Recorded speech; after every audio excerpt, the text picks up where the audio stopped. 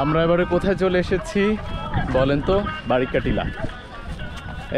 আর দেখতে পাচ্ছেন এই বারিকা টিলার প্রথমে যেটা হচ্ছে, এটা হচ্ছে বাংলাদেশ পিলার।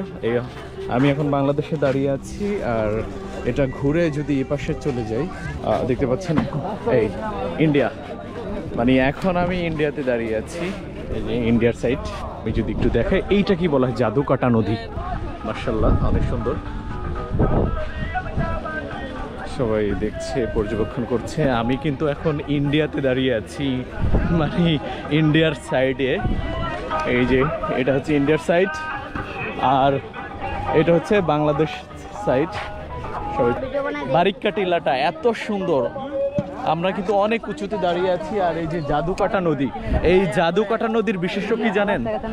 এই জাদুকাটা নদীর বিশেষত্ব হচ্ছে এখানে কয়েকটা রং রয়েছে।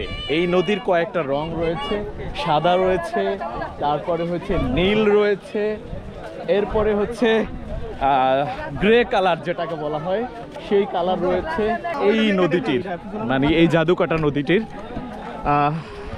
দেখেন কত সুন্দর, কি চমৎকার করে সাজিয়েছে সৃষ্টিকর্তা। আল্লাহু আকবার। ওয়েল, আমি যদি একটু ভেতরে আপনাদেরকে নিয়ে যাই। এই যে মেঘালয় পাহাড় দেখতে পাচ্ছেন, এই পাহাড়ের যে অর্ধেকটা সমতল, সেই অর্ধেকটা জায়গা হচ্ছে এই বারিকা টিলা। আমি বলবো যাদের আসলে সময় সুযোগ নাই তারা ডে লং ট্যুরে আসতে পারেন।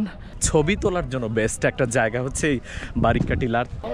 লাক্সারিয়াস বোর্ডে 2 দিন অথবা 3 দিনের জন্য ঘুরতে আসেন তারা কিন্তু এই জাদুকাটা নদীতে ঘুরতে পারবেন। মানে যেহেতু হাতে হিউজ সময় থাকে, কিন্তু ডে লং ট্যুরেতে এটা সম্ভব না যে এখানে বোট নিয়ে ঘোরাঘুরি করবেন। চাক্ষুষ সেখানে ঘুরতে দেখতে না আসেন তাহলে এর বাস্তব রূপটা কিন্তু আপনি ফিল করতে পারবেন না। তো আমার ক্যামেরার মাধ্যমে, ফুটেজের মাধ্যমে কিছুটা হলেও অনুভব করতে পারছেন। তাই সময় সুযোগ পেলে অবশ্যই টাঙ্গুয়ার হাওরের বারিকা টিলা ঘুরতে আসবেন। আমরা এখন আবারও শার্ট চেঞ্জ করেছি ছবি তোলার জন্য। এখন চলে যাচ্ছি আমরা আমাদের যেই গন্তব্যে, টেকের ঘাট, নীলাদ্রি লেক। বিকেলবেলাটা সেইখানে কাটাবো, নীলাদ্রি লেকে ছবি তুলবো, গল্প করবো, ঘুরবো। আর এখন আমরা শেষ করলাম এই জাদুকাটা নদীর পাশে বারিকা টিলা। বারিকা টিলা দেখা শেষ, জাদুকাটা নদীও দেখা শেষ, মেঘালয়ের সাইড সিনও শেষ করলাম। তো চলুন এখন নীলাদ্রি লেকে চলি। যখন আসবেন এই বারিকা টিলা থেকে যাওয়ার পথে মোটরসাইকেল রাইডারকে থামালাম, এবং এটাকে নাকি মিনি সুইজারল্যান্ড বলা হয়। বারিকা টিলা থেকে ঘুরে আসার সময় যে জায়গাটা বাজে সেটাকে মিনি সুইজারল্যান্ড বলা হয়। আমি একটু এক নজরে দেখাচ্ছি কেন মিনি সুইজারল্যান্ড বলা হয়। প্রিয় দর্শক, শুভ দুপুর। এখন বেলা প্রায় 3টার কাছাকাছি, আর আছি এখন মিনি সুইজারল্যান্ডে দাঁড়িয়ে। এটাকে বলা হয় মিনি সুইজারল্যান্ড।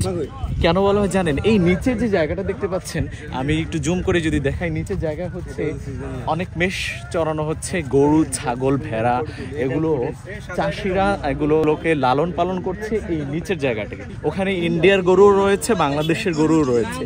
আর এইটা দেখার জন্য, চাক্ষুষ দেখার জন্য যে পর্যটকরা এখানে আসে, আর এইটার জন্য এইটার জায়গাটার নাম রেখেছে মিনি সুইজারল্যান্ড। তো এক নজরে দেখে গেলাম, নেক্সট টাইমে আসলে অবশ্যই এখানে থাকার চেষ্টা করবো। তো আপনারাও আসছেন।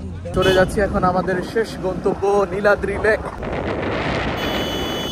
বাইকে আসবেন, এরকমের সৌন্দর্য অবলোকন করতে পারবেন। আর এটাই আমাদের বাংলাদেশ।